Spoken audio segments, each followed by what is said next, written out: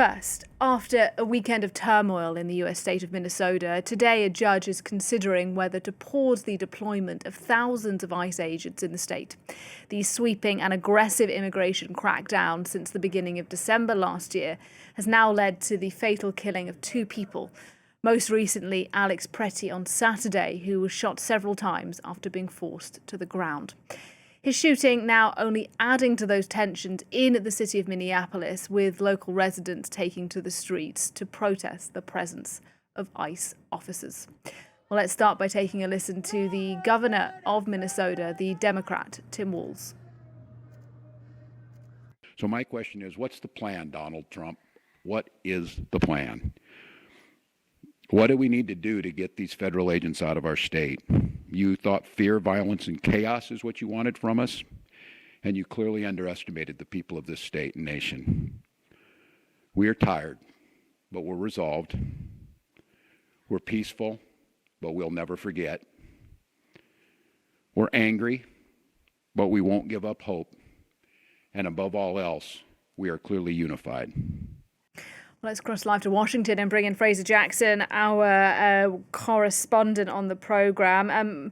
Fraser, you heard Tim Walz there saying, what is the plan, Donald Trump? So let me put that to you then. What do you think the White House intends to do today and in the days ahead in the wake of these soaring tensions that we've seen in Minnesota? Well, there's been an interesting development this morning. We got a tweet from Donald Trump just a short while ago saying that he's sending Tom Homan, who was the head of ICE, over to Minnesota to basically run things on the ground there. He says that Tom Homan knows the people and likes the people on the ground, but hasn't been involved thus far. I think that is an interesting choice because normally the kind of person that he would send there would be Kristi Noem, the Homeland Security Secretary. So that has sparked thoughts here that maybe Kristi Noem is on the outs here, and that maybe she has kind of fallen out of favor with the administration. So something to watch there, and we'll hear from Karoline Leavitt later on in the day as she does her press conference, her press briefing later on. But there has been that development within the local area, that state and local officials trying to stop the U.S. administration in the way that it's implementing this immigration crackdown by having around 3,000 agents on the streets there. They are trying, these local officials, to get that blocked in court. Arguments are due to be heard in the very, very near future.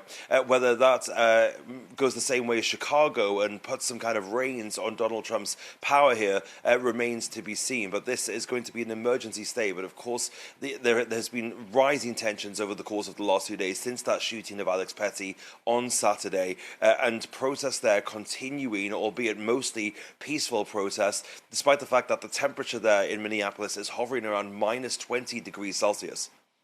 Yeah, Fraser, just tell us a bit more about that then. I imagine then we are expecting, as we start a new day on the US East Coast, more protests in Minnesota?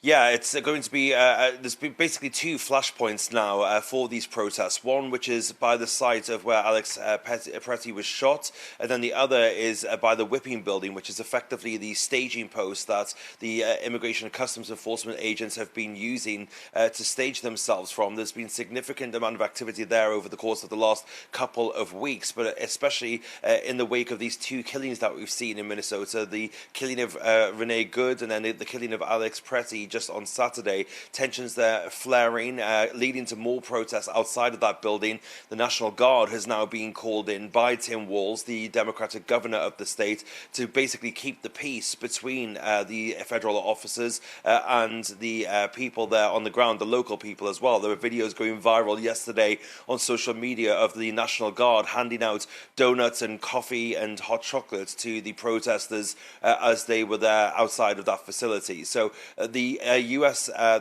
National Guard there trying to kind of keep the peace and trying to keep things calm between both sides, but also significantly wearing high visibility jackets to try to distinguish themselves from other federal law enforcement that is in that area.